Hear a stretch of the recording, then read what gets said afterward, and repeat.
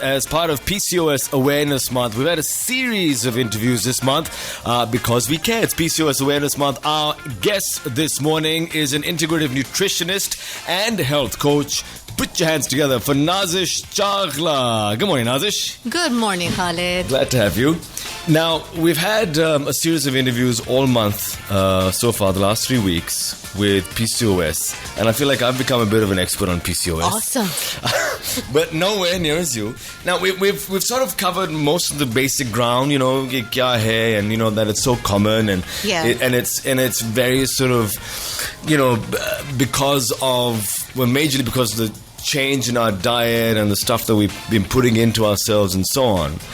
But when someone comes to you and says, you know, I have PCOS, what is the first thing that comes to mind? Okay, so if you have PCOS, this is probably 99% of the time is what you're doing wrong. So, you know, Khalid, it's interesting how I got into holistic nutrition was, of course, you know, if you're a girl and you're going to the gym and you want to lose weight and you manage to lose the weight, it's like a very A plus B equals C equation, right? You're doing everything right. You're eating well, you're exercising. But most of the ladies who'd come to me were those who were struggling. And they were doing everything right and they couldn't lose the weight. So I'd say that in a lot of cases, they don't even know they have PCOS. So the interesting thing about PCOS is that it's not a disease. It's not an illness. It's not a disorder. It's basically a collection of different symptoms, and it's referred to as a syndrome. So it's Polysistic Ovary Syndrome. And another really interesting thing is that you don't actually need to have cysts to have PCOS. That's a huge misconception. Yeah. Okay. So there are actually different types of PCOS.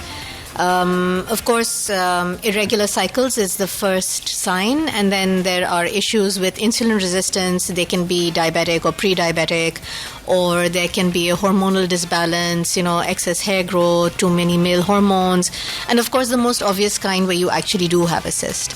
So, you know, cycle irregularities are probably the only common thread between these different types. And these symptoms, like you said, they sometimes stem from a bad lifestyle. They sometimes stem from poor diet. They stem from maybe also your predisposition. Yeah, one of those. Your predisposition to having these issues, and you do. So you're an integrative nutritionist. So I mean, there's a lot of, you know, you go into. We are bombarded with information when it comes to nutrition. You just have to go online. Oh, goodness! I mean, where do you start? So what does an integrative nutritionist do exactly? Oh, so it's basically it integrates.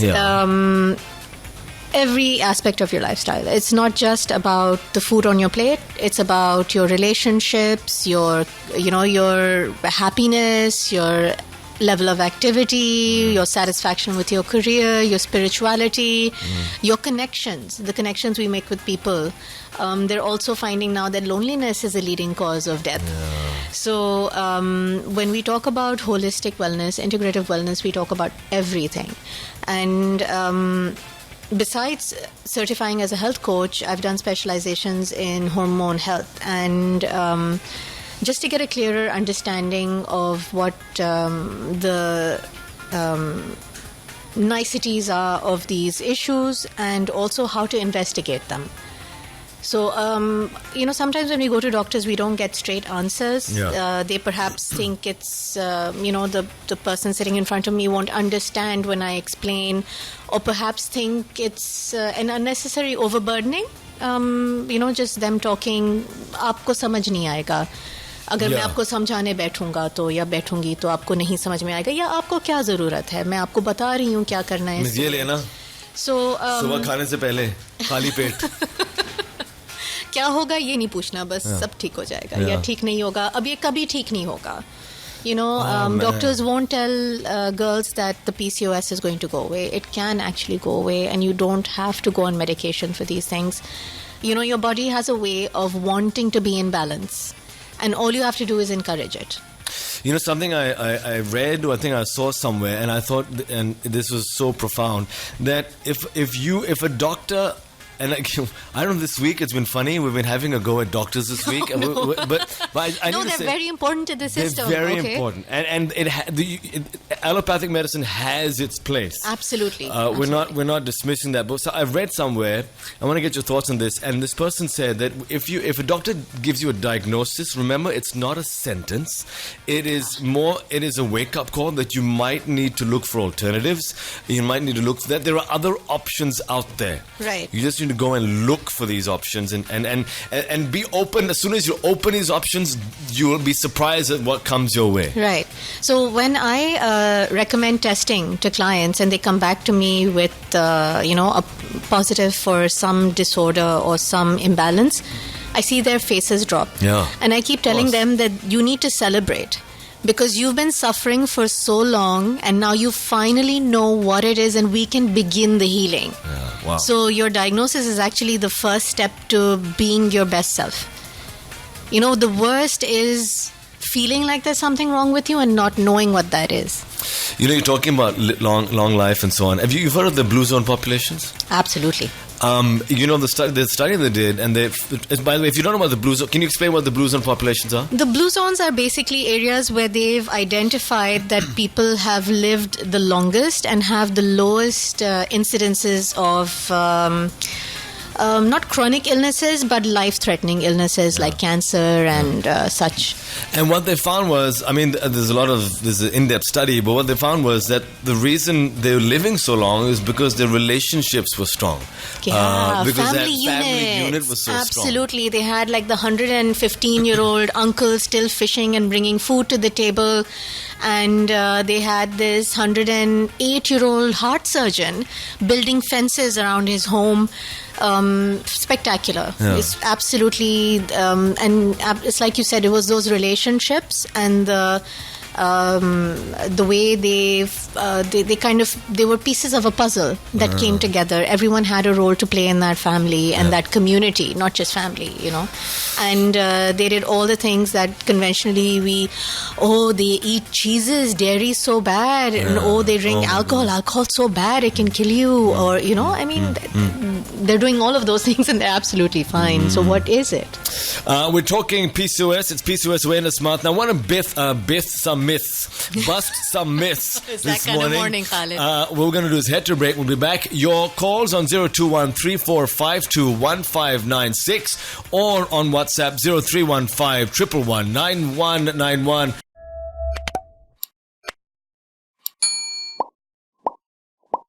Joining us this morning, Integrative Nutritionist and Health Coach Nazish Chagla. Got that. Now, let's do a bit of myth busting when it comes to PCOS. Yes. What are some of the myths, and let's bust them? Oh, okay. If I'm overweight, I have PCOS. Thin people don't have PCOS. Okay. So that is the assumption is that if you are overweight, you automatically that's it. You have Most PCOS, likely. I mean, if I'm thin, then it can't be PCOS. But isn't it true that then you need to? So just a layman's perspective, and if you're listening, you're thinking, well, Khalid, get with the program. But so the idea is that if you have PCOS, you need to lose weight. So if you're really skinny. Mm-hmm. Oh, but you did say that PCOS doesn't mean that you can be any body type. Yeah. And you can have PCOS. Yeah. Okay. The second would be if I do an ultrasound and I find cysts, then I have PCOS. Otherwise, it's not PCOS. Okay. Right. Yeah. That's the myth. That's a myth. Okay. We just talked about this, right? Like you can have excess androgens, which is male hormones, which causes excessive hair growth, which is uncommon in women. That can be one type of PCOS. The other type that is not related to cysts can be you can have pre-diabetes or diabetes, insulin resistance, and have an irregular cycle. That is also PCOS. Okay. So the one common thread for PCOS is either and another thing, it's not just an irregular cycle but a very heavy cycle. Okay. There is a way to measure what your flow should be like, and if it is excessive, or if it's too short, or if it's too long, even if it's on the dot, even if it is regular, but your flow isn't normal, you can also have PCOS. Okay. And to gauge whether flow is normal, I mean, do they see a doctor or how? I mean, Well, again, the doctor may or may not get into nitty-gritties. It comes down to quantity. How often you're changing a sanitary napkin or dumping out a menstrual cup, or it could be the color. Okay. So color plays a very important role in knowing what your hormonal balance is. So you could have regular cycles and still have PCOS. Absolutely. And having regular cycles and having PCOS, so basically you need to a couple of things. Duration of the cycle, duration of the of when you have your periods. Yeah. And flow. And color. Yep. So okay. So some girls will come to me, some women will come to me and they'll say, oh, I have a 3-day cycle and it's always been like that. That may be your normal, but that's not ideal. What is ideal? Ideal is between 5 and 7 days. Okay, between 5 and 7. Yeah, and the duration of a normal cycle, like day 1 to end, is between 25 and 34 days. Okay. And you get apps now too, Kaju, where you can calendarize and... Amazing apps. Absolutely free. Every single girl should have a period tracking app on her phone. Yeah. And the one that I found easiest and most popular is Clue, CLU, free on your iPhone and your Android. Any other myths that we should bust that you can think of at the moment? By the way, if you do have any questions, feel free to WhatsApp 0315 111 9191. Now, it's not often we get a health coach on air, so take advantage. 0213, because she does charge otherwise. 021 3452 1596. Gotta eat. She's here for free. I gotta eat. So I think something that really hit close to home last year when I was doing awareness sessions for PCOS was girls coming up to me and asking or saying that I'm engaged, I'm going to be married soon. Should I tell my husband, because I don't think I'll be able to have children. Again, a sentence, but that someone might have said to you. Yeah, her gynecologist did tell her that she may not be able to have children. And that's not true. A lot of girls who have PCOS do conceive. And they have normal deliveries and life goes on, and that's fine too.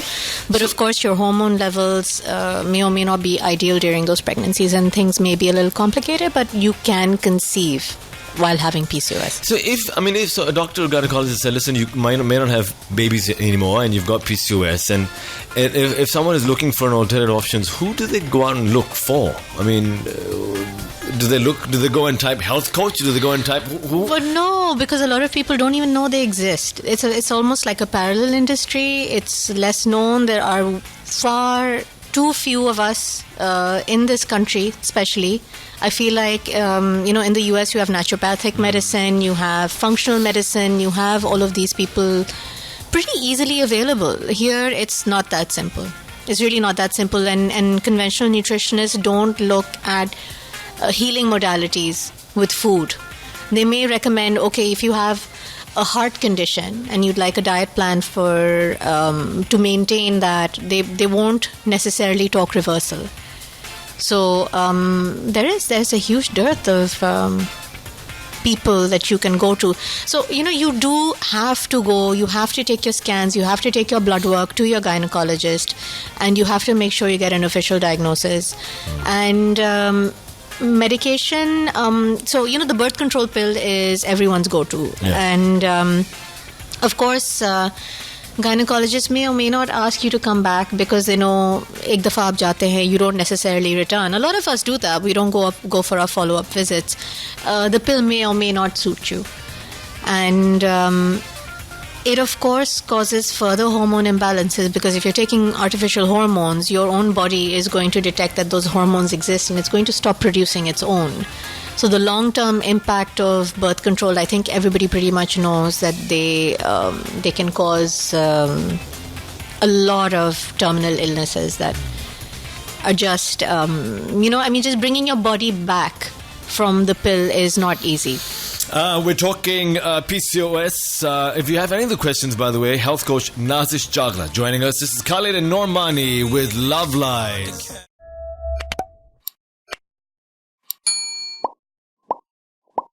Nazish Chagla, Integrative Nutritionist and Health Coach, joins us. It is PCOS Awareness Month. 91 Cares, as we've held a series of interviews this month. Now, we've busted a few myths. We want to go into do's. I have PCOS, and I'm overwhelmed by the information that I can get online. I am in this zone where I have no idea how do I begin my journey to wellness. Is there a checklist? Is there like a 1, 2, 3? Like, this is what you need to go through to sort of get on the move. Right. Okay. So I think we'll take one step back and also ask girls to look at, we talked a lot about cycles, right? So look at your cycle and see if something's off and go get those tests done. Okay, find out exactly what type you have. The types don't necessarily have a name, or even a type 1 and type 2, like diabetes has a very clear type 1, type 2, right? So PCOS doesn't work that way. Again, because it's a collection of symptoms and a syndrome, not as a disorder as such. So figure out exactly what it is, because you need to know where the imbalance lies. So if you have a blood sugar disbalance, you need... so exercise is the foundation. Everybody needs some kind of movement. For PCOS, it's very important to understand that... if you're one of those people who is overweight and has PCOS, you'll be doing vigorous exercise because you desperately want to fit into that sari that you want to wear for your best friend's wedding or something like that. We have very short-term goals for weight loss and fitness. Unfortunately, that's true for all of us. So it's important not to stress yourself out, because your body is not at optimum level, and to push it that hard can actually aggravate you, cause more inflammation and worsen your condition. So you have to find that sweet spot. And, my general advice to anybody is to find exercise that they really enjoy. And there is not a single person in the world who will not find some type of movement that they really like, even if it's just a casual stroll in nature, or if it's lifting up ridiculous, weights, like really, really high weights, very heavy weights. So to each his own. And it's not like if you have PCOS, I would say don't lift weights. If that rings your bell, do it. But perhaps high intensity training can be a bit too much. If you're getting too short of breath, if it's becoming too taxing for you, if you start dreading your exercise class, then that's another problem too. Now, by default, unfortunately, the majority of fitness trainers, personal trainers are men in Pakistan who don't know anything about stuff like PCOS or anything else for that matter, because they're not trained. And then so when someone goes to them and says, I'm a PCOS, he'll still push them to the limit. So, Khalid, I don't know about the ratio of male to female trainers, but I find that female trainers aren't attuned to this either, although a lot of them are doing fitness nutrition. It's not really their fault also that they don't know what to do with somebody who has PCOS. I had someone contact me on a Saturday night at 11 p.m. saying they got my number from so-and-so, and that they're getting in touch because their trainer recommended keto. Oh, by the way, I have depression and I have PCOS. And I'm just thinking this girl's going to completely quit eating sugar and carbs, and she's going to go over the edge. Oh my God. And keto's not going to work. So... that's what I mean. They don't know. Short fixes, right? A really extreme diet or... extreme exercise, things like that don't work. No. They don't work for any issue at all, whether it's PCOS or anything else. So that's important to remember. Secondly, if it's a blood sugar imbalance, then of course you want to go off simple carbs. If it's autoimmune, or if it's, sometimes PCOS will go hand in hand with a thyroid issue. Sometimes it'll go hand in hand with another autoimmune condition. So you want to cut back on inflammatory foods that have gluten. Sometimes it's dairy. Acne is a very significant telltale sign of perhaps having PCOS. Of course, not teenage hormonal acne, because there are imbalances there, but severe acne, cystic acne, these are all signs that you really should get a few tests done. I'm sorry, we're going to do this to you. We have to go to a break. We're over time with this. We'll be back with more here on FM 91.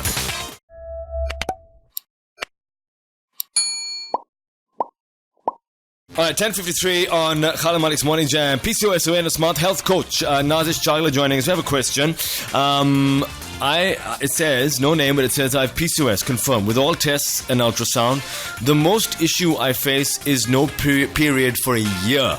Wow. I have adopted a healthy lifestyle. However, nothing is working. So what diet we should do? And do you have a clinic, etc.? And what do you say about seed cycling? Thank you for that. That's a question. Okay. A period for a whole year. So I think first I'd want to know whether you're on any medication, which doctor you've seen, what they've recommended, and to know exactly what your hormone levels are like. A healthy lifestyle is fantastic, but it's such a broad term, Khalid. Yeah. What do you mean? What are you taking? What is healthy lifestyle to you? Exactly. Right. So for somebody it may be कि मैंने चावल खाने कम कर दिए, या मैंने रोटी कम कर दी, when the need of the hour might be that you actually go off gluten because of all of the inflammation. Yeah. So you have to know exactly what's going on to be able. I mean, I would have to know what was going on. She's also said, by the way, I've heard dairy-free and gluten-free helps a lot, which I've been doing since January. Okay. So I'm assuming she's off dairy and she's gluten-free. That's great. That's great. Hats off to you. It is not easy being dairy-free, gluten-free. I think anyone who's been on an elimination diet knows that it is really hard, and you find these things lurking in so many things that it's really, really hard to kind of be completely off it. So, in my practice, I don't begin with elimination. I begin with adding. I find that there are so many things missing. Every single client I've seen, whether male or female to date, has good fat missing from their diet. Good fat is, extra virgin olive oil on your salad, cooking in ghee and sarson ka tel. So, we think that the canola oil that we're cooking in is fat and it's good for us. It is not. Usko avoid karke, tel nithar ke agar aap kha rahe hain, to that's a really bad idea. It causes inflammation. Getting a good multivitamin in, checking for vitamin D deficiencies, B complex deficiencies. So, there's a lot of detailed investigation. Especially if your period hasn't come back, despite the fact that you're off these foods, that is troubling. And it just means that you really need to zero in on what the issue is. And seed cycling is it's highly celebrated. Over the last year, it's really, really come up, and it has actually helped a couple of my clients, and it is definitely worth the shot. Just make sure you supplement it with the evening primrose and the omega-3s that they're recommending during the specified period. Make sure you do those along with the seeds. Now, if people want to get in touch with you, where do they get you? On Instagram, on Facebook? Yeah, so I'm on Instagram as Nazish C. On Facebook, I am Good to Glow Coach. My page is Good to Glow. And also, I'm getting together with this amazing friend of mine, PCOS warrior Marukh Abbasi, and we're doing an event this Saturday on PCOS. We're going to get into a lot of details about what we've spoken about today, Khalid, and we're going to get into details about how to reverse it as well, dietary recommendations, lifestyle recommendations. We'll answer questions, we'll personalize solutions for everybody. This event is happening on Saturday at Garden Bistro in DHA Phase 6. The event is on my Facebook page, which is Good to Glow, right? So if you have any questions, you can write in there and ask about it. I would definitely recommend that you attend. She's also, by the way, she's not on any pills, but they've given her hormonal pills. Yeah, so that will actually not allow your system to naturally come back into balance, because birth control is artificial hormones. And it's actually even more upsetting if you're on the pill and you're not getting your period. Yeah. Because that's what the pill is supposed to do. It's supposed to make you regular. Yeah. So, okay. So, I wish we had more time, but we're actually out of time right now. You can ask Nazish any further questions on our Instagram page. That's Nazish C on Instagram and also on Facebook. Thanks, Nazish. Thank you, Khalid. This was so much fun. I hope there are lots of girls out there who've learned something today. And all the best. Thanks very much for joining me this morning. I have to go.